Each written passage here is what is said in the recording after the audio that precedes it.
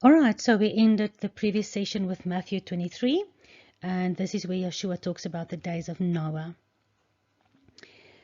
So, as the days of Noah were, so shall also be the coming of the Son of Man. For as in the days that were before the flood, now this they is not referring to normal human beings. You need to read Genesis 6, and you need to do the Bible study on 2 trees in the garden of Genesis 6. Because they is referring to the abnormal or the unnatural things, the fallen angels that married human women in Genesis 6. They were before the flood. They were eating and drinking, marrying and given in marriage. The Nephilim will again rise in the last days, as in the days of Noah. And this they did until the day that Noah entered into the ark in Genesis 7. And they, the fallen angels and the humans that were mixing with them, knew not until the flood came and took them all away. By taking them away, God destroyed all the wickedness on the earth. And Yeshua says, so shall also be the coming of the Son of Man. Because during the time of the Nephilim, and I'm going to show you a video now that you can investigate so that you can understand more about the Nephilim. They spread their occult religion all over the world. And the Bible says Noah and his family was the only ones that were found to be righteous. And that's why God decided to destroy the earth. And the Bible says clearly the first destruction was by water, and the second destruction will be by fire. But the same reason will be for the destruction, because like in the days of Noah, the earth was filled with violence, not just normal violence as you try and imagine. You need to know who and what the fallen angels and the Nephilim were, and what they were teaching men and women, and what they were doing, and how they deceived all mankind. But nevertheless, now we understand that Yeshua says, as in those days when the flood came and took them away. It was only Noah and his family that was saved. Then, after the tribulation of the end days, Yeshua says, two shall be in the field. The one shall be taken, because he just explained to us it will be the same as in the days of Noah. In the days of Noah, the unrighteous, demonic system was taken away. And just like that, after the tribulation of the end days, two shall be in the field, one shall be taken. And that must mean the same. If Yeshua says it's as in the days of Noah, then we must look at what it take away in the days of Noah mean, because then it means the same in the time of the end. So what took them away in Noah's time and what takes them away in Matthew 24 is the destruction of the wicked. The wicked is destroyed and taken away. And the other one is left, like Noah was left in the ark. He was safe and kept safe inside of the ark. But he wasn't taken away from the earth in a secret rapture. He was inside all of that trouble during the 120 years that he had to build the ark, as well as during the flood. And he had to wait patiently until the end of the flood before he could come out again. And it's just amazing. If you understand the biblical calendar and you do the Genesis Bible studies, you will see that Noah's ark came to rest on the mountain of Ararat exactly on the day of the Feast of Trumpets. Just amazing. Matthew 13:29, but Yeshua said, he was telling a parable, and he said, no, lest while you gather up the tares, you might root also the wheat with them. This is the parable that Yeshua told where the enemy came to sow tares, onkruid. I can't remember what, you know what onkruid is, tares. The enemy came and he sowed tares between the wheat. And then the angels wanted to know, the reapers wanted to know, shouldn't they try and get the tares out of the harvest? And the master of the field said, no, leave them. Let both grow together until the harvest. So two are together in the field, right? Until the end. But at the time of the harvest, I will say to the reapers, gather you first the tares. can you see? The wicked is taken away or destroyed first. There isn't a secret rapture. And you bind them in bundles to burn them. Then you gather the wheat into my barn. So who is taken first? Is the church raptured away? If two is in the field and one is taken, does that mean rapture? Or is the wicked destroyed? Like taken means to take them away, like the flood took them away and destroyed them. In the Shem Tov, which is the Hebrew book of Matthew, this verse is described a little bit more in detail. Two women will be grinding at a mill. One will be taken away and one will be left. This is because the angels at the end of the world will remove the stumbling blocks from the world and will separate the good from the evil. Well, this is confirmed by Yeshua in almost all his parables. Shem Tov's Hebrew Gospel of Matthew is the oldest extant Hebrew version of the Gospel of Matthew. It was included in the 14th century work of Ibn Bohan, the Touchstone, by the Spanish Jewish rabbi Shem Tov, Ben Isaac Ben Shaprut. George Howard has argued that Shem Tov's Matthew comes from a much earlier Hebrew text that was later translated into Greek and other languages. So the book of Matthew, as you have it in your Bible, is translated from older Greek manuscripts, but Shem Tov's manuscript is much older. A characteristic feature of this Hebrew gospel is the appearance in 20 places of Hashem, or the name, in the abbreviated form Ha, where the Gospel of Matthew only has the Lord. Okay, I hope you understand that. For us Bible students, whenever the name Hashem, the name, is used for the name of God, we know that is a more original and trustworthy Hebrew translation, because wherever the word the Lord is used, we know that comes from Kyrios, Christos, which is Greek, and we trust Hebrew much more than we do Greek. Okay, but that's a lot of technical information, but just a little bit of proof of why we accept Shem Tov's Hebrew gospel. And here it shows to us again that the harvest is the end of the world, the reapers are the angels, Messiah is the landowner, and he will always separate the wheat from the tares and the goats from the sheep, but he only does that at the end. Ezekiel 9:4. And Yahuwah said unto the angel, Go through the midst of the city, through the midst of Jerusalem, and set a mark upon the foreheads of the men that sigh and that cry for all the abominations that are done in the midst of Jerusalem. Abominations or sins is everything that is against God's law. And to the other angels he said, while Ezekiel was hearing it, Go you after him. You know, this angel that is marking the people of God, that is sighing against the world's transgressions and for the world's disobedience and for the world that goes lost. Go behind that angel through the city and smite. Smite is another word for kill, murder, destroy. Let not your eye spare, neither have pity. Slay utterly old and young, both maids and little children and women. But come not near any man upon whom is the mark. Begin at my sanctuary. God's judgment always begins at the sanctuary. He always starts looking for his people that believes in him and that prays for the rest of the world that does not believe in him. All right? There his judgment begins. And now we see that his elect, his people, his kingdom people, are those people that are found on their knees, sighing and crying for the salvation of a lost world. Removal or destruction of those in rebellion against God's ways. So the other angels that are to follow the angel with the inkhorn, they are to destroy everybody else that does not have the mark of God on their foreheads. Marking and salvation of those in agreement with God's ways.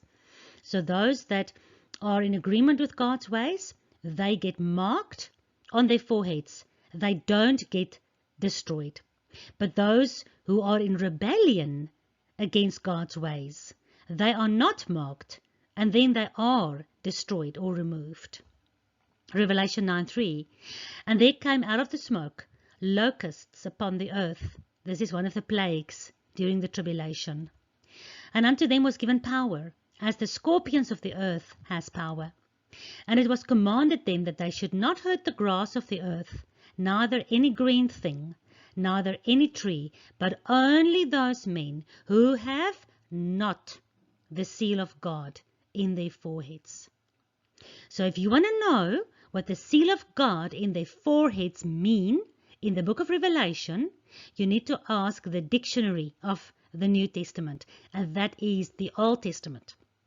And of course, I've just shown you in the book of Ezekiel where it's prophesied exactly what it means to be marked by the seal of God in your forehead.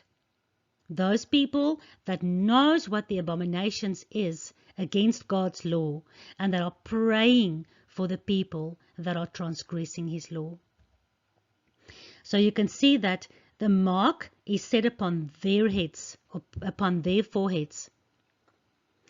But the people that does not have this mark, those will be the people that will be hurt by these locusts that looks like aliens. We'll still get to that. That comes from the smoke out of the abyssos, the Tartaros, the deep dark pit, released in the last days. They've been imprisoned there since Genesis 6. For more information on the huge deception of fallen angels, Nephilim, angels and the Antichrist, ancient aliens, and the revelation of the last days, as well as those scorpion-like things that comes out of the smoke, please Google Rob Skiba, Nephilim monsters and giants. Please take the time to listen to this man explain to you what these things mean. It is non-unbiblical. It is not conspiracy theory. You've been lied to for way too long. Start getting to know the truth. 1 John 3:2. Beloved, now we are the sons of God, and it does not yet appear what we shall be. But we know that when he shall appear, we shall be like him, for we shall see him as he is. Remember, Paul said, in a moment, in the twinkling of an eye, at the last trumpet. For the trumpet shall sound, and the dead shall be raised incorruptible, and we shall be changed. Then only shall we be like him.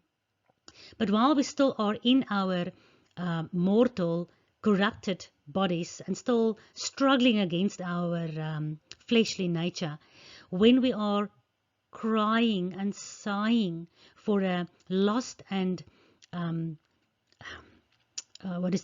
sinful world, God sees that we are trying to be like his son. We are also giving of our time and our tears for those that are lost. And that makes us more and more like his son, Yeshua. But we will only be like him when he changes us during the first resurrection. Not like him in power, like him with an incorruptible, immortal, spiritual body. So the rapture theory teaches that Yeshua will come and rapture his church away, then go to heaven for 7 years while the tribulation happens on earth, and then returns with his church. During the tribulation, everything written in the book of Revelation is only for the Jews.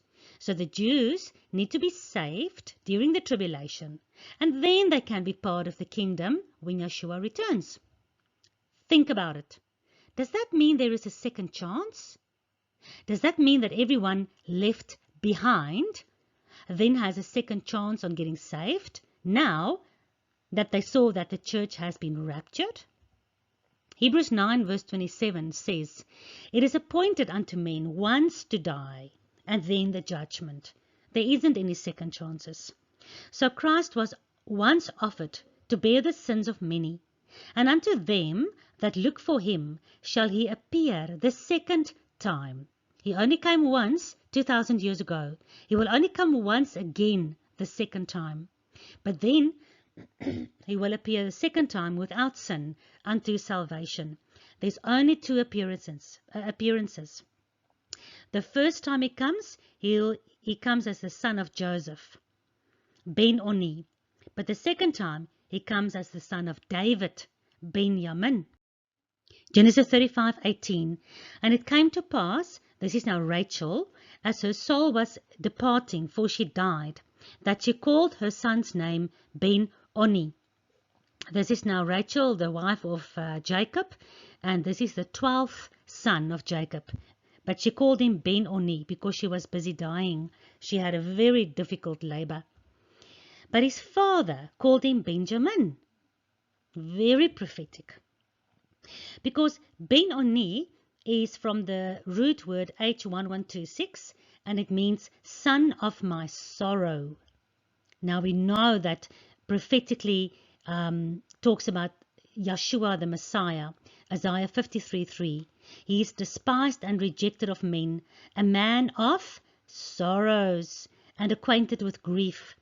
And we hid as if it were our faces from him. He was despised, and we esteemed him not. So Ben-Oni meant son of my sorrow.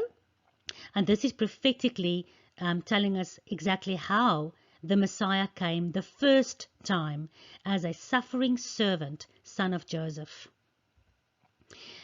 But then his father called him Benjamin, and that's from the Strong's H1144, which means son of the right hand.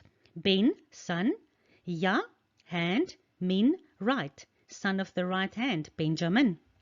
Because Matthew 22:44, the Lord said unto my Lord, sit you on my right hand, till I make your enemies your footstool. Right?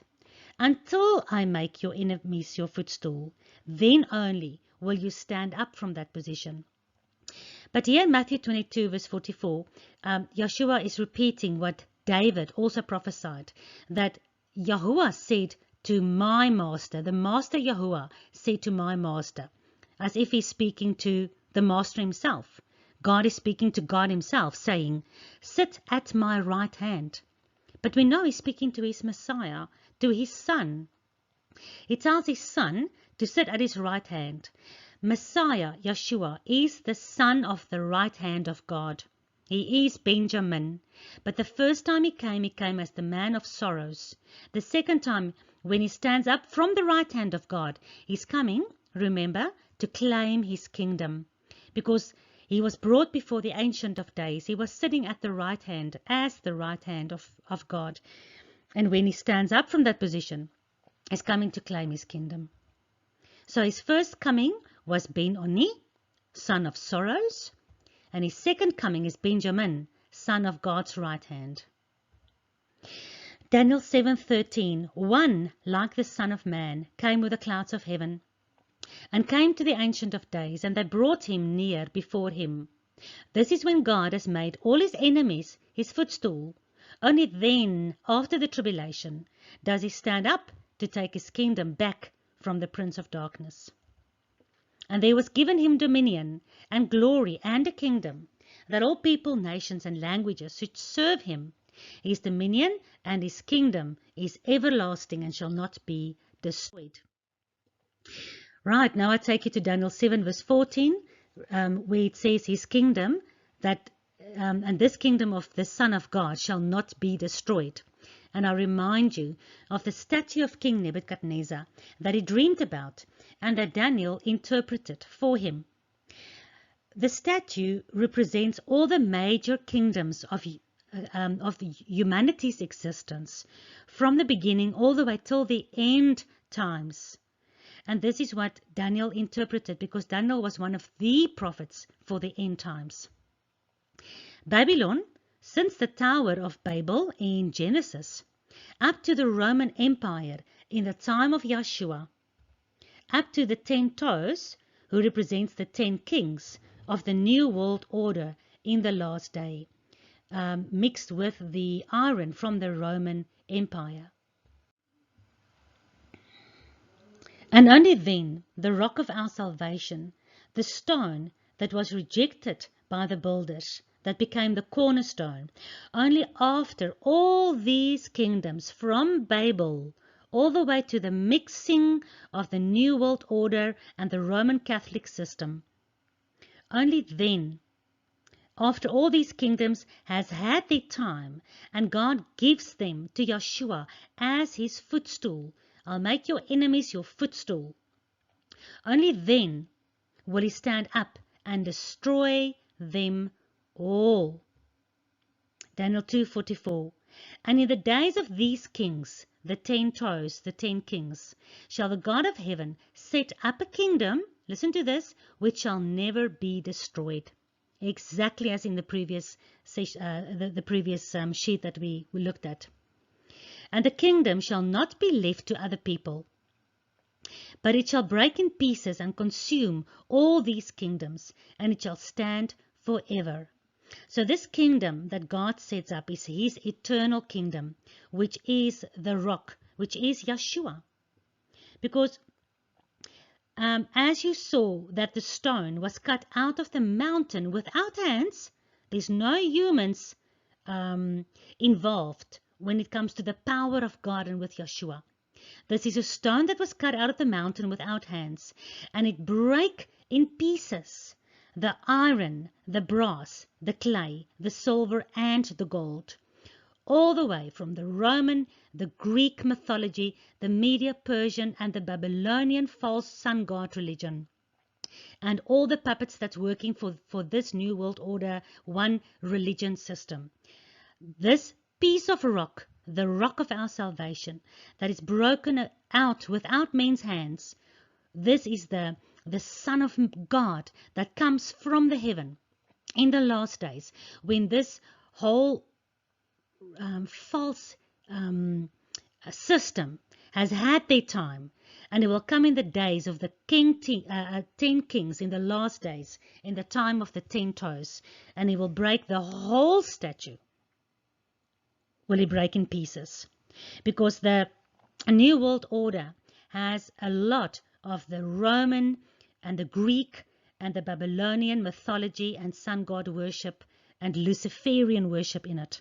That is why it's one statue that Daniel saw so many thousands of years ago, and that he told King Nebuchadnezzar, this is the kingdom of God that will break all these other kingdoms. And remember, King Nebuchadnezzar went then and he built a whole statue of gold. Because Daniel told him he's the head of gold. The Babylonian kingdom is the head of gold. So he thought, well, I'll build a statue where the whole statue is gold, because he never thought that Babylon will be taken over by anybody.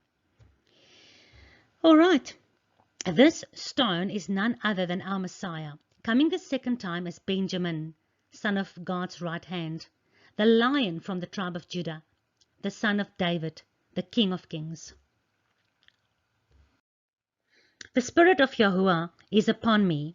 All right, this is prophesied in Isaiah 61 verse 1 and confirmed by Yeshua in Luke 4 verse 18. Because Yahuwah has anointed me to appoint unto them that mourn in Zion.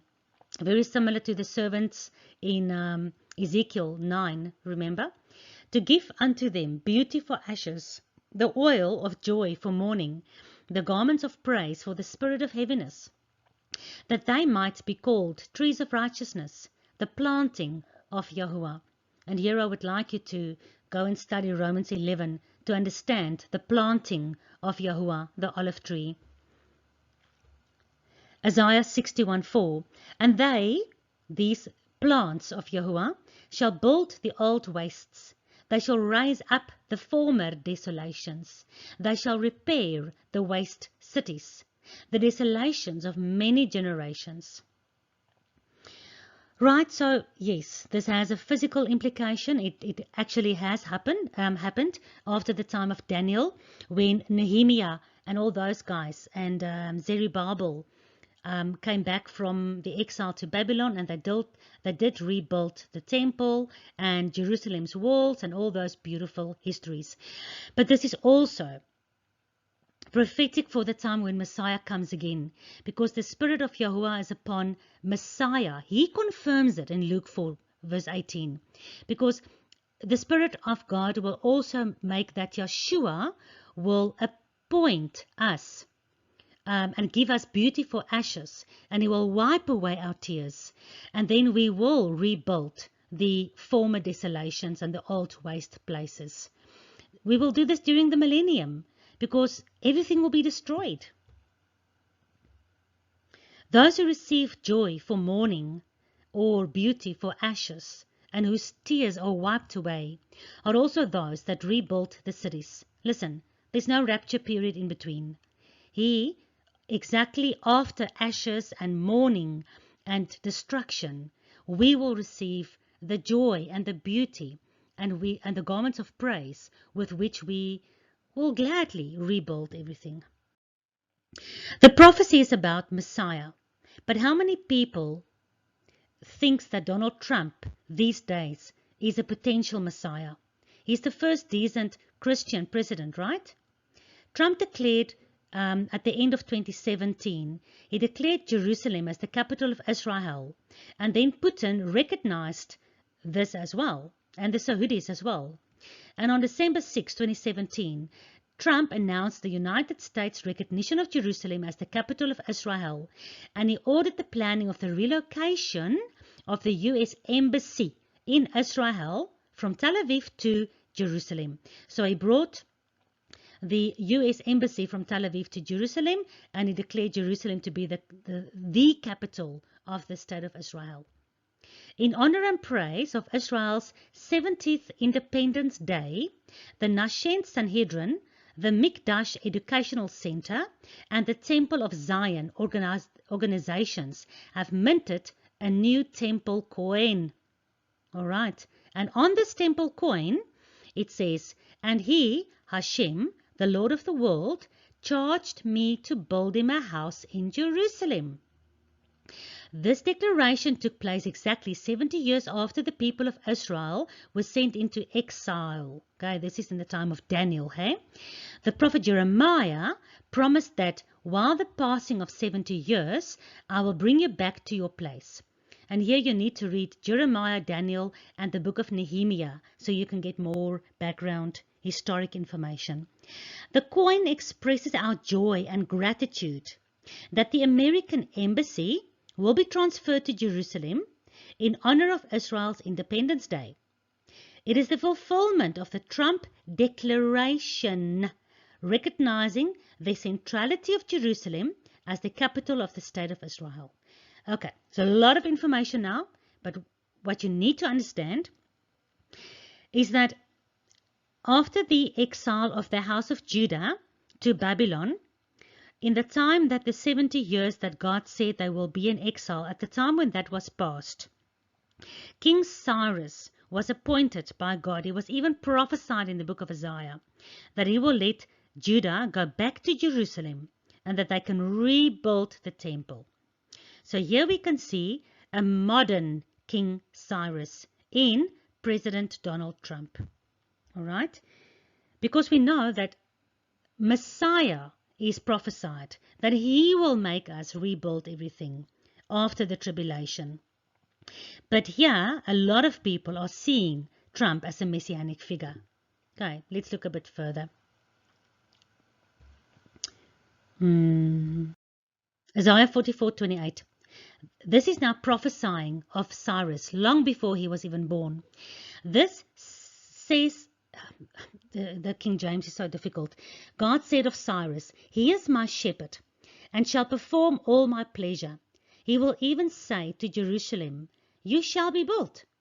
And he will say to the temple, your foundation shall be laid." Can you see how this is prophesied in the book of Isaiah? Because Cyrus the Great, from 600 to 530 BC, figures in the Hebrew Bible as the patron and deliverer of the Jews. This is in the time of Daniel. You had King Nebuchadnezzar, you had King Darius, and then you had King Cyrus. He is mentioned 23 times by name and alluded to several times more. According to the Bible, Cyrus the Great, king of Persia, remember the Persian kingdom took over the Babylonian kingdom in that statue of King Nebuchadnezzar. Do you remember? So he was the king of Persia. He was the monarch under whom the Babylonian captivity ended. Yeah, Persia, Medes and Persia took over Babylon. In the first year of his reign, he was prompted by God to decree that, listen to this, the temple in Jerusalem should be rebuilt, exactly like Donald Trump in these days, and that such Jews as cared to might return to the land for this exact purpose. And this is beautifully written up in the book of Nehemiah. Moreover, King Cyrus showed more interest in the project by sending back with the Jews the sacred vessels which had been taken from the first temple. Remember the Babylonian captivity. They also desecrated the temple and they took all the sacred vessels. But King Cyrus sent them back, and he gave a considerable sum of money with which they could buy building materials. Very similar to Mr. Trump. And here, this is the coin that the Sanhedrin Council and the Third Temple Council and Donald Trump has minted together. And here you can see, as exactly as God told Cyrus, and he charged me to build him a house in Jerusalem, exactly as he charged King Cyrus, right? And as King Cyrus was prophesied, there's the picture of King Cyrus. There's the Babylonian symbol, the lion, and the Syrian clay scrolls and all that. This is the Persian Empire. You can recognize a little bit of the crescent moon there of Islam, but nevertheless. And here you've got what is superimposing over King Cyrus's face. You've got Donald Trump's face, and there you've got the United Nations seal. So can you see how this world system is uplifting Trump as the salvation of the Jewish state? All right, enough of that. 1 Corinthians 10:11. Now, all these things, all these Old Testament stories, happened unto them for examples, and they are written for our admonition, upon whom the ends of the world are come. Can you see that Paul is saying that it's for our admonition? If we are in the time of the end of the world, then we need to start looking at the examples of the things written in the Old Testament stories. If you believe you are in the last days, then start doing the Genesis Bible study to study all these examples. 1 Corinthians 10 verse 12. Wherefore, let him that think he stands take heed lest he fall. Paul is saying, start looking at the examples so you don't make the same mistakes again as what was made in the first time around. But also you must look at the examples so you can see the prophecy in them. Don't think you are standing with the knowledge you have. You might just fall because you might not be able to discern between deception and truth if you don't look at the examples of the things written in the Old Testament. Verse 13, there has no temptation taken you, but such as is common to man. God is faithful. He will help you to bear the temptations. All right? And this is repeated so many times in the book of Revelation. We have to endure to the end. Romans 15:4, whatever things were written before the time, again, Old Testament, those things were written for our learning. Do you see that? In the last days, that we through patience and comfort of the scriptures might have hope. How are you going to endure to the end? Where will your hope and your patience come from? It will come from the comfort of the scriptures, because everything in the scriptures has been written for your learning, for your admonition, so that you in the end of the world, in the last days, so that you can know how to endure and be able to bear the temptation and the tribulation. But if you are raptured before the tribulation, then you don't really need these stories. Then you can stop listening. That's fine. You'll be okay.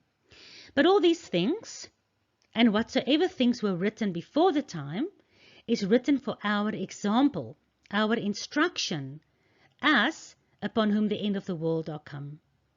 So we need to look at some of these examples, right? But if you still believe in the pre-trib rapture, then you don't have to worry about the examples. It's only meant for the rest of us who don't think the pre-trib rapture is so true anymore. Okay, let's look at one. Only one. There's millions. I can keep you busy for the next 5 years. But let's look at one very important example of things written for us in the Old Testament, of which we must take note, of which is examples for us in the last days. This is one of the biggest examples that we need to understand. The plagues of Egypt, the salvation of Israel, and the first Exodus. And I can re-say this. The plagues of the tribulation, the salvation of Israel, and the second Exodus. Not rapture. The Israelites weren't raptured. They were saved during the plagues of Egypt.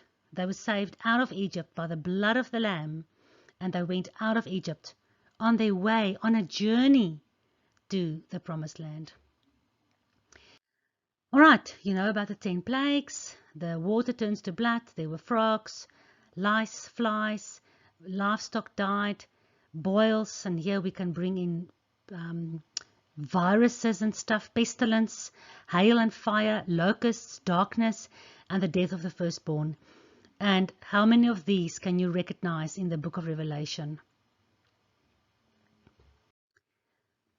So while the plagues were happening in Egypt, meanwhile back in Goshen, because remember Goshen was right next to Egypt, it was inside of Egypt, but this is where the children of Israel, of Abraham, Isaac and Jacob, this is where they were living.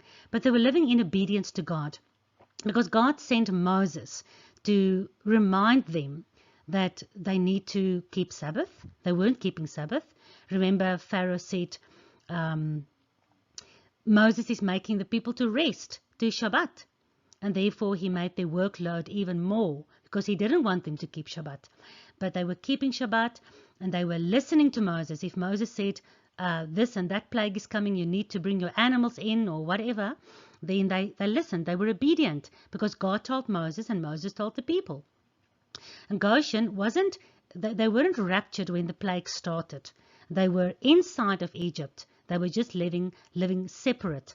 And the word for separate in Hebrew is kadosh, and kadosh is translated in your Bible as holy. Holy is the word kadosh. It means to be separated from this world. You're inside the world. Just like Yeshua prayed, remember in John 17, I don't pray that you take them out of this world, but that they will be separate and kadosh and holy inside the world, but that you will keep them safe. Exodus 9:26. Only in the land of Goshen, where the children of Israel were, there was no hail. And there was a lot of hail, fire and brimstone and hail came all over Egypt, but just that little piece of land in Goshen, there was no hail, while the rest of the land had hail. Exodus 9:4. And Yahuwah shall sever between the cattle of Israel and the cattle of Egypt, and there shall nothing die of all that is the children of Israel's. Okay? But even inside of Egypt, there were Egyptians that started to listen to Moses. And when Moses started warning, tomorrow there's going to be a lot of hail, and you need to bring your cattle in, then some of those Egyptians also listened. And the Bible says those Egyptians' cattle was, of course, also saved. Because anybody who listens, who chooses, like Ruth, who chooses the God of Israel to be their God, they come into the kingdom of Israel as well. Exodus 11:7. But against any of the children of Israel shall not a dog move his tongue against man or beast, that you may know how that Yahuwah puts a difference, a separation, holiness between the Egyptians and Israel. Will be exactly the same as in the last days. Remember, those who's got the mark of God on their forehead will not even be touched by those monsters coming out of the abyssos in the book of Revelation, because there's a difference between God's people and the rest of the world, especially when it comes to the plagues as well. And Yahuwah did that thing in the morning, and all the cattle of Egypt died, but of the cattle of the children of Israel died not even one. Exodus 10:23. They saw not one another, neither could they rise any from their place in 3 days. But all the children of Israel had light in their dwellings.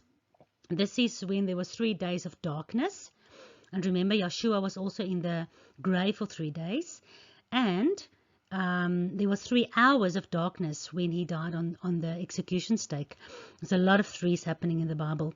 And there's also darkness in the book of Revelation. But the people on whom the plagues were falling, the people that wears the mark of the beast and not the mark of God, they cannot see each other. They can't rise from their place and go anywhere because it's pitch dark. But the children of Israel had light in their dwellings. Beautiful. In the physical, yes, they physically had light, while Egypt was pitch dark. All right? And just think about that. Think about the glory and the wonder of that. It's a miracle. But also in the last days, the children of Israel will have light in their dwellings, because Yeshua says, I am the light of the world. The Bible says in Psalm 119, I think verse 116, your word is a lamp to my foot and a light to my path. So if we have the word of God, and the word of God became flesh, and his name is Yeshua, but if we have the word of God, and we love the word of God, it is light in our dwellings, while the rest of the world will be in total pitch darkness. Exodus 12:13. And the blood shall be to you for a token upon the houses where you are. And when I see the blood, I will pass over you. And when I see the blood, I will pass over you. And this is where Pesach, Passover, not Ishtar, not Easter. And I will pass over you. And the plague shall not be upon you to destroy you when I destroy the land of Egypt. All right, beautiful. The blood of the Lamb, which was a token upon the houses of the Israelites, will be the token that the angel of death, which is under the authority of God, when he goes through the land, and all the firstborns of Egypt and of Israel will die, and they would have died that night if the blood of the Lamb was not on the doorpost. And that's how we are saved inside of Egypt while the plagues are happening, because the blood of the Lamb will be on our doorposts. If we understand what it means, if we accept the blood of the Lamb, and the blood of the Lamb is not a New Testament teaching, it starts all the way in Genesis 3 already. Do the Genesis Bible studies, understand what the blood of the Lamb means and what it is from the beginning. But while you are inside of the tribulation and the plagues are happening to you, the blood of the Lamb will cause the angel of death to pass over you, and the plague shall not be upon you, as it will be upon the rest of the world.